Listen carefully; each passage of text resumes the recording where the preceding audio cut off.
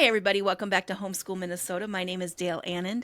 It's so good to have you guys here with us today. Today, I have Lee Jenkins from Crazy Simple Education. And today, he's going to talk to us about something that's super cool. I love it. It's something that I wish I would have had when I started homeschooling. I'm really excited to bring it to you all, and hopefully, it'll just kind of change some mentality of the way that you're doing things if you're struggling. If you're new, this is going to be just amazing for you. If you're somebody who's been homeschooling for a while and you kind of gotten into your rhythm, it's still going to be amazing for you because every kid is different and you never know when you have to switch gears. But anyways, I just want to introduce Lee Jenkins to you from Crazy Simple Education. Hi, Lee. Thank you, Dayle. It is a joy to be with you. And I just appreciate the work you're doing to help families. And I want to do all I can to be as much help as I can in that endeavor. Well, thank you so much. Why don't you tell us a little bit about yourself, who you are, and how you came up with Crazy Okay. Simple Education? Well, I spent my career in the public schools of California, a teacher, a school administrator, a school superintendent, and all that time did public speaking part-time,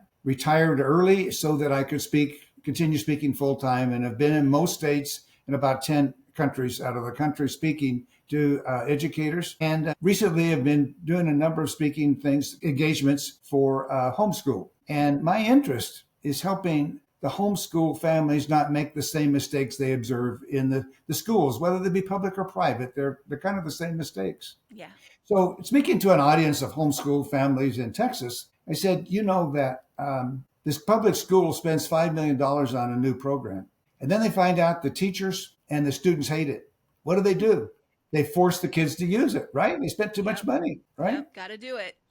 So then I said to the homeschool parents, you don't want that to happen. So I've looked at your exhibits, and I'm going to say 2/3 of them are really wonderful things that are going to help your kids. But there's some that aren't, at least not for your kids. Your kids, yeah. Yeah. Maybe somebody else's, but not yours. So you spend $1,500, you take it home, you open it up all excited, and yuck, they don't like it. And what do? Do you make the same mistakes as the school districts and force your kids to use it because you spent so much money? Or do you say, whoa, okay, my kids are more important than $1,500, and you decide what we're going to do now? I want to help people avoid that. Yeah. And do something so much better for their families. Yeah. It reminds me of when I first started homeschooling. I didn't know anybody. I didn't know what I was doing. I had one child that I was going to be homeschooling and two toddlers. And I remember just going onto a website and looking, or not, there wasn't even websites really back then. I had heard about this curriculum. I found the phone number. I called them and I said, just give me grade 1. And it's a wonderful curriculum. Don't get me wrong. Awesome. A lot of homeschoolers use it, and it's super great, and it's super great for them. It was horrible for us, partly because it's just not my learning style, and partly because my daughter was like, this isn't any good. And then then the second year, we get through the first year, we powered through, we got through it. We get to second year, and I did the same thing because I thought it's just first year. We're finding our stride. It'll be better the second year. And I ordered it, and it wasn't. And a month into it, I was like, I can't do this. And I had to completely pivot. And it makes me wish that I would have had your method back then. Thank God. God is so faithful, and he showed me what to do. However, tell us a little bit about your method, just kind of how you talk about homeschooling. Well, I'm going to say, first of all, the things that you most want, what this is built on, are 3 things. The mastery you already know about. Yep. Okay, we want them to master the content. But there's also the unmeasurable, the resilience to work hard, and the wonder of life on earth. And if you think about when you pour water on a plant, water doesn't come up. What comes up is the plant. Well, when you pour resilience and wonder into your teaching, what comes up is mastery.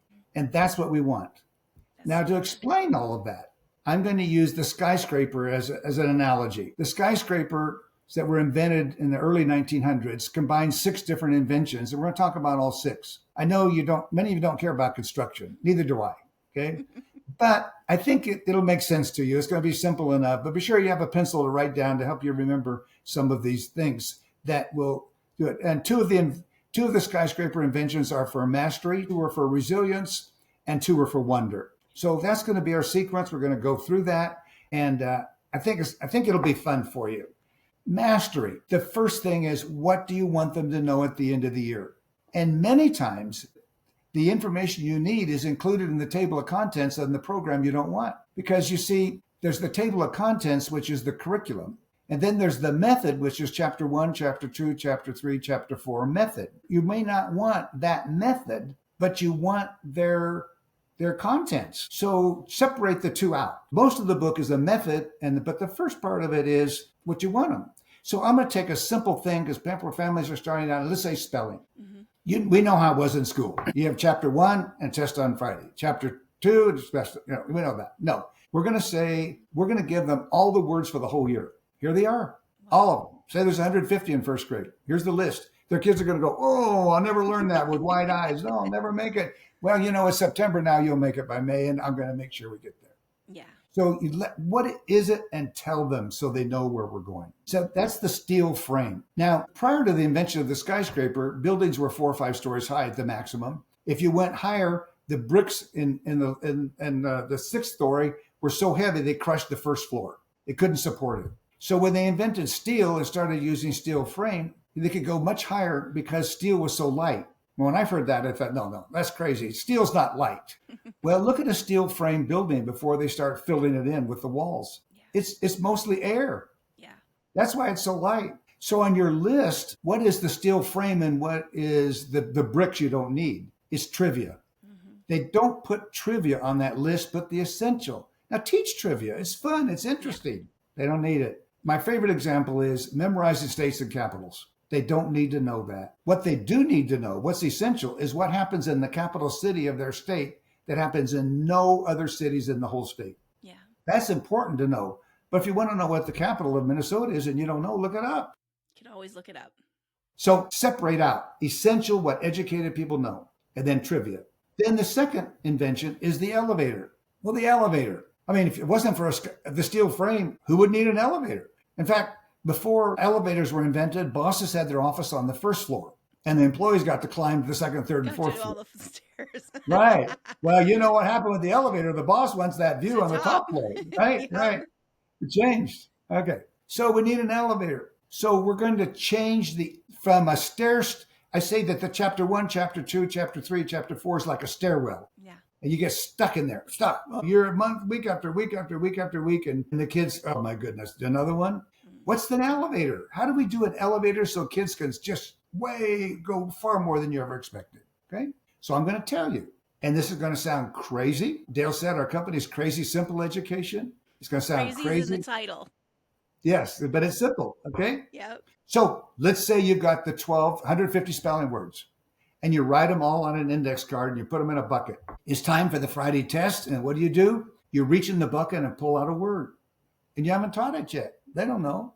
And you give them a spelling test on 12 words and you say, now you're not supposed to know this. I haven't taught them.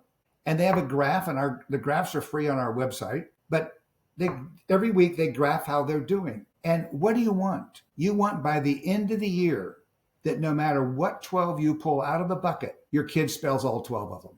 That's mastery. Learning the words on Thursday night, spelling them correctly on Friday, or getting them on Saturday is unmastery.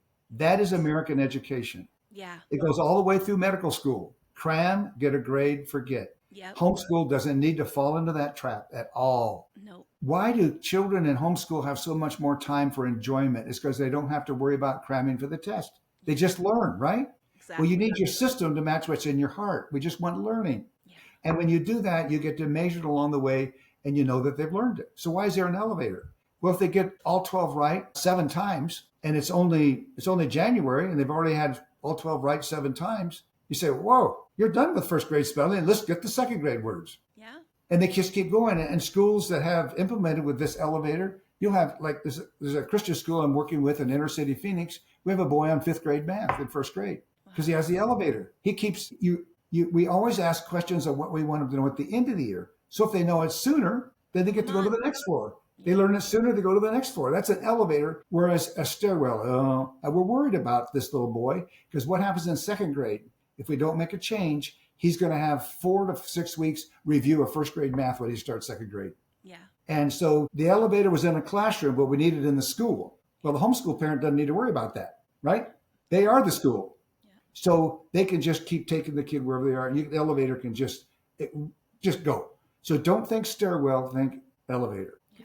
So That's that's mastery. It's the elevator and the steel frame. And that's something that I think is really, really important to remember is that in homeschool, we get to teach for mastery. We don't Yes. have to deal with all the little. I always tell people when I go out and speak that, we can't teach our kids everything that we feel like they need to know, but we can teach them how to learn and we can teach them how to find information and how to study. So the things that we have to teach them are what you're talking about. That's the steel frame. We have to Yes. teach them certain things. And how we find that out is by looking in the contents of a curriculum, or maybe we use a scope and sequence of some sort, and we know, okay, by the end of first grade they need to know this. So start working towards that already. And don't worry about the week to week, day to day thing. Great. Worry about the big picture, the building. So I have a book out, How to Create a Perfect Homeschool, written with a homeschool mom. Yeah. So I was in the room when I was in the home when they were just starting, and mom said to me, to her first grade son, "Tell Lee what you think about reading." He said, "I hate it," and just crushed mom's heart. Why do you hate it? It's because they bought a program on sight words, and you had a list of 10, and you couldn't go to the second list until you knew got all 10 right. Got all 10 right, you go to list 2. We kept getting 9, 9, 9, 9. Said, "I hate reading." Okay. So we changed it. We gave him all the sight words for the whole year, pulled them out of the bucket at random, and all he was trying to do was do better than ever before. Yeah. Not get perfect. And so he had a record on this graph of getting better and better and better and better. And as that happened, then he loved it. Right? Yeah. He's in 5th grade now, and he's an avid reader. Okay. Good. That's good to hear. But I'm just saying that system that we have inherited is defeating so many kids. Okay. Then the third invention was reinforced concrete. They knew concrete existed for decades and centuries, but it kept cracking. It didn't hold up. And when they put steel rebar into the concrete, it worked. So the advantage of reinforced concrete is creativity. You can make it any shape you want and it holds together. Yeah.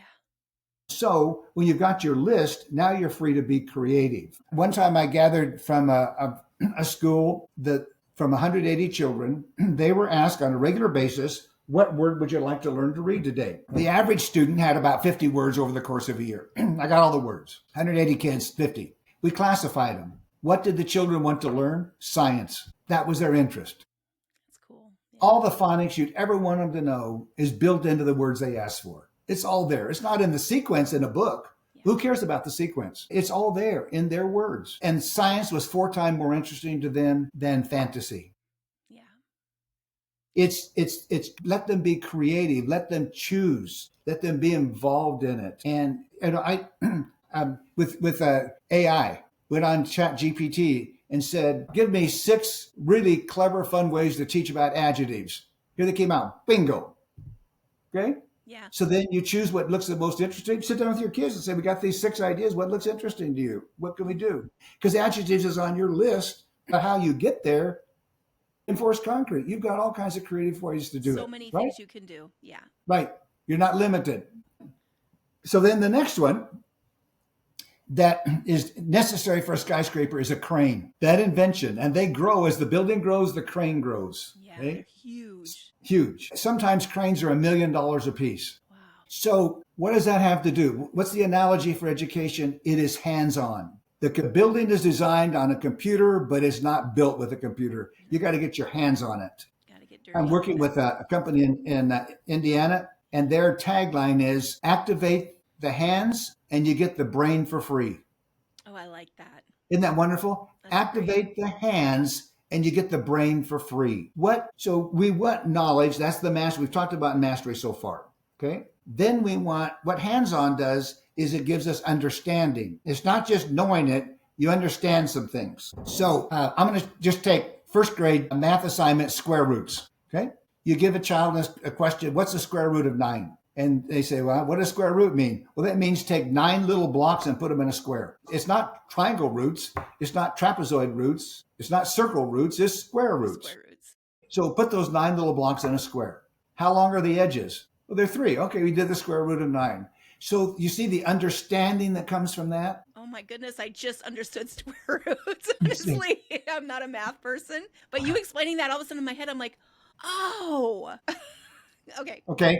That's what hands-on is about. Yeah. Our book, we have a book on base 10 blocks that describes how to use base 10 blocks for add, subtract, multiply, divide, fractions, square roots, cube roots. Yep. Yeah. And so remember, what it does is give understanding that just learning a formula will not give you. Exactly. Okay. Let's take for our, maybe not the first grade, but could be. What's the cube root of 8? You take 8 blocks and you put them in a cube, just like a sugar cube. Just build a cube. Yeah.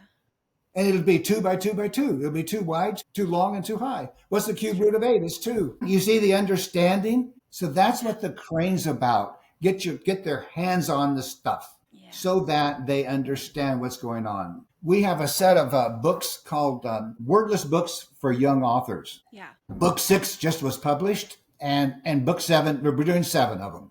They're beautiful wordless books. They are done with a cartoonist. All the books have a bear, a rabbit, and a chipmunk. There's 3 inches of space at the bottom. It's for the kids to give us the words. They give us the words. You can write them, or if you have access to a printer, you can get mailing labels, and you can print their words on a mailing label and put it in the book. It looks like a real book. That's a hands-on activity. And what happens when young children write their own book and they read it to grandma and grandpa? They read it to their stuffed animals. Yeah. They read it to brothers and sisters. They read it to the family dog. They're so thrilled. They wrote a book and they can read it, right? Yeah. That's Yeah, hands-on exactly. experience. And oh my goodness, we had a kindergartner. She wrote, "The chipmunk is doing an inverted push-up." Kindergarten, okay? Their language is so much more than we expect. Yeah. Yeah. We So don't give them use the it. language. Yeah. Yeah. So hands-on is the crane. So Okay. good. So, and what do the hands-on and the creativity, what do they build? Resilience. I want to do this. I'm working hard because I want to. So when you give them something boring that the children hate, what do adults do? We It's make them push through bribery. it. Or yeah, Bribery. we bribe them. Okay. Now we're polite. We don't call it bribery. We call it incentives. Incentives. It's a bribe, folks. It's a bribe. If you Okay. get this done, I promise you can watch TV. Yes, it's a bribe. Right. Okay. So if you had resilience, you wouldn't need to bribe them. Right. Speaking to as a keynote for the Arizona school administrators, I asked them with a neighbor, estimate how many bribes your kids receive per day. And it was 3, 4, or 5 per day in their schools. So multiply that by 180 school days, multiply that by 13 years. It's 10,000 bribes, folks. Okay, so homeschool, this Texas audience. I'm talking about this. When it's all over, grandma came up to me with a 9-year-old granddaughter, and she said, "Lee, I want my granddaughter to tell you what she told me. I'm going to tell my mother to no longer give me quarters for learning. It's damaging my learning." Wow. Okay? But you see how we can, because of the culture, because of growing up in schools, we fall into the same traps that we're trying to avoid, right? Yeah. Yeah. Right? Now, Kids I don't want want the to public learn. schools and the private schools to bribe either, but No. the homeschool families, they don't have to convince somebody else. They just don't, No. right? Yep. Right. Yeah. Okay. So that's resilience. Then there's wonder. So what did they have to do in the inventions? They had to create centralized heating and air. That was the invention. It can't just be a radiator in each room. Yeah. Or a It fireplace can't be in an each room. a cooler on the window. Right. Not for a skyscraper. You got to centralize it. Yeah. So what is it that creates the climate you want? It's with your ears. It is listening creates the climate you want. And that is by the kids involved every week. What went well this week and how can we make next week better? Oh, that's so good. It's listening. That's what it is. That's what creates the climate. It's true in every organization. It's the boss listening. Yeah. It just do that every week. What went well this week and what can we do next week to make it better? Yeah, it's so good. Then they give you a crazy idea and you think, oh my goodness, that will never ever work. That It's is like, so well, I crazy. asked. Oh, why did I ask that? Okay. So what do you say? Don't say no. Yeah. Try What it. you say is you teach the word hypothesis. Instead of a plan, it's a hypothesis. Okay. So you kids have a hypothesis that if we did this, our learning would be better. I personally don't think your hypothesis is right, but I'm willing to test it. So we're going to test your hypothesis for 3 weeks. If it doesn't work, so what? That's what scientists do. They test hypotheses. It didn't work, and we'll come up with another one, right? Yeah. But that is one of the main things we do to keep the wonder alive, that they're and keeping this listening and knowing that they're a part of it. I love the practice of kids writing ABC books. The most detailed one I ever read was the ABC book of welding by high school. Wow. So don't think it's just for younger kids. Yeah. It's a great way for a family to do something together. We have been studying the life of Moses for the past 3 weeks and all the things he did, or the life of Joseph, or whatever. Let's write an ABC book of Joseph. And whoever's got an idea for A writes the A page, you draw a picture, write a sentence or two, and the B page, and you put it all together into a book called ABC Book of Joseph by X Family. Okay? It's creating this climate of we're together. And the last one, with the invention, was water pumps. You had to pump water to the 95th floor. That was not needed with a 4-story building. Okay. No. In fact, if you wanted to drink, you just walk down and go get it, right? Yeah, exactly. But now we got to get it up there. Yeah. And those water pumping systems are very sophisticated. So what is that? Well, we've gone from mastery of the knowledge of content, the understanding, and then there is the performance. We do something with that. And that's what is there with the Create the Wonder. I get to do something with what I was taught. So it's performance. And on my, excuse me, on my website is the dichotomous rubric. It's a big word. It means yes or no. And you ask yes and no questions. Here's the project you're going to do. You ask a yes or no question. If yes, another question. If yes, another one. And that is there. It's a part of just the wonder. But the kind of the summary of it is if you can pump up wonder, what comes down is resilience. Because what they do is they pump the water to a tank on the roof. Mm-hmm. So gravity brings it down. You pump up wonder, down comes the resilience to work hard, and you get the mastery. Yeah. That's what you get. Yeah. So on my website is a skyscraper, just skyscraper. So if you go to crazysimpleeducation.com/skyscraper, will be a list of the products we have for each of those 6. It's right there. It's a link. Yeah. And we'll link and it in the description of the you. podcast. Yeah. In the description of this podcast will be a link to all the things that we talked about during this podcast. So it'll be easy to find. Just go to the description and click on the links. Yes. And it's right there. And there's more there than any one family would want. Well, maybe not. Maybe someone wants it all, but there's a lot. And you can see our purpose. I wrote a book, How to Create a Perfect Homeschool. Well, you're not going to be perfect. We know that. No. So then what is perfect? For any school, what is perfect? Yeah. The love of children, the love of learning children bring to kindergarten is still there when they're 17. Yeah. That's perfect. Yeah. Right now in the United States, fewer than 10% of the children have their kindergarten level of learning at 17. Wow. That's just But homeschool has the best chance of doing that. Yeah. So that's what perfect would be. And all of this is designed so that if they keep that love of learning alive, oh my goodness, you can't hold them back. Yeah. We have a family we know pretty well that their son just finished college because when he finished homeschool, he only had one more year of college to go. He just graduated 1 year out of homeschool. He kept the love of learning alive. Think what can happen. So good.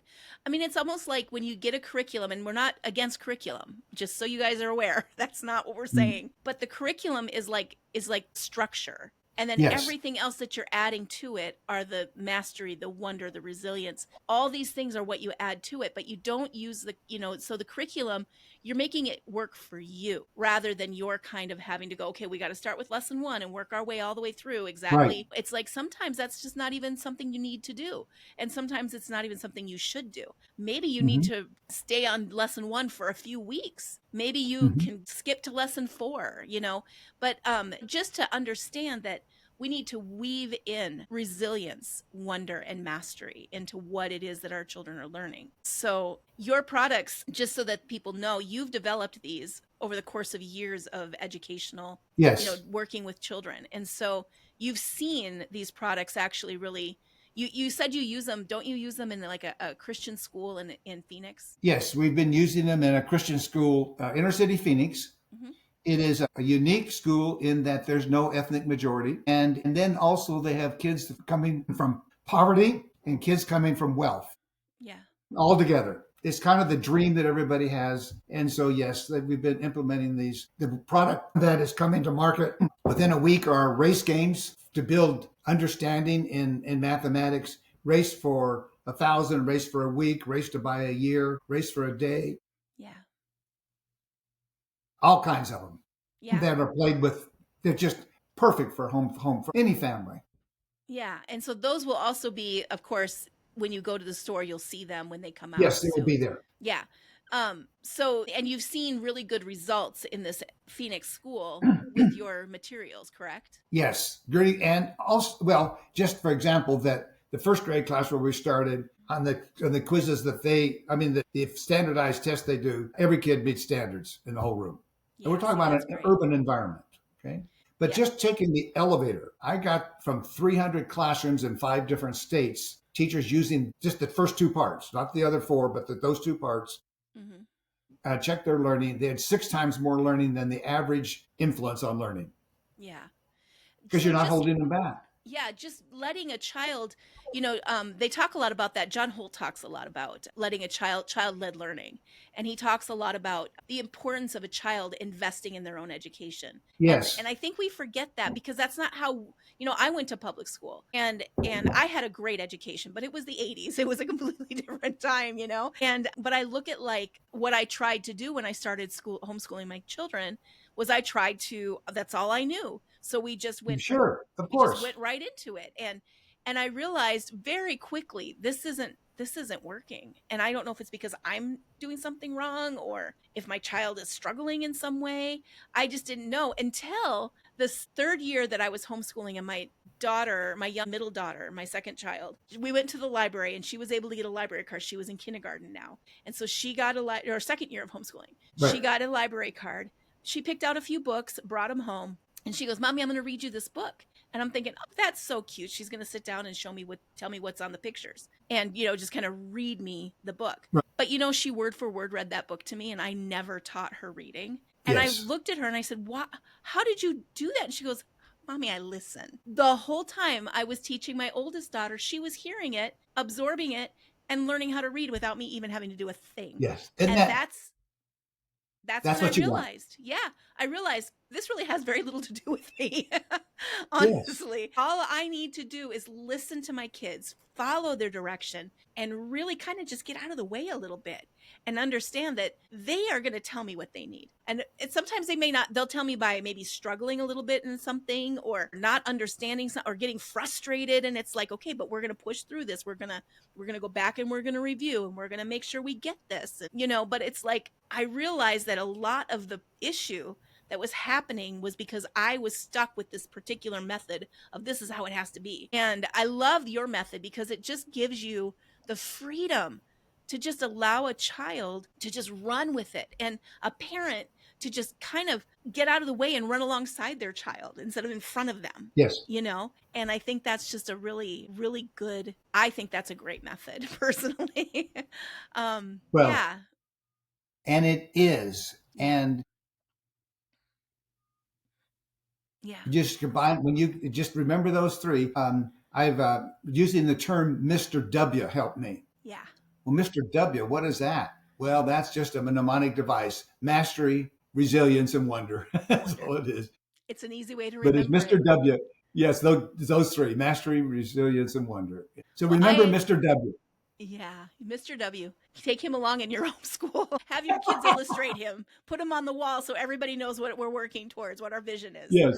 Yeah. So, well, thank you so much, Lee. I enjoy our conversation, and I'm so grateful that you took the time to be with us today and to speak to our homeschooling families. And I'm just thankful for you listening to the Lord and just allowing him to lead you into this educational like philosophy that is really actually doing something for families already. And I'm excited for people to listen and to start trying. Maybe I need to do this a little differently, or maybe this is coming out at a perfect time, you guys. You should already, like, you're wrapping up your school year for the year and you're moving towards Yes. September. Take the summer to kind of figure out, how am I going to do this? What am I going to do? How am I going to take my science curriculum that I've already bought and how am I going to apply this to it? Or whatever it is. The other thing that I want to caution, and I'm sure Lee, you would say the same, is something that's new. do a slow rollout if you feel like you need to. Start in one subject and just see how it goes, and then make it work Yes, towards the yes, other that's correct. subjects. Yeah, yeah.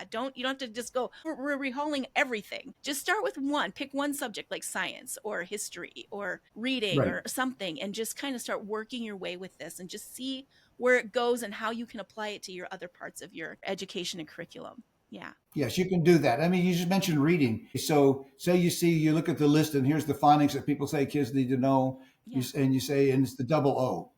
Did you say to the kids, instead of doing the boring worksheets, you say, well, look at the books we've got in the room. Can each of you find six to eight words with double O? Yeah. Then they bring them in, and you say, okay, now let's work on them together. Yeah. See, I mean, that's the reinforced concrete. Yeah. Yep. I Yes, love that. I love yes. that. Well, thank you so much. And you have a wonderful, wonderful summer. And I just appreciate you so much. Thank you for being on today. Okay. Thank you, Dayle. Thank you.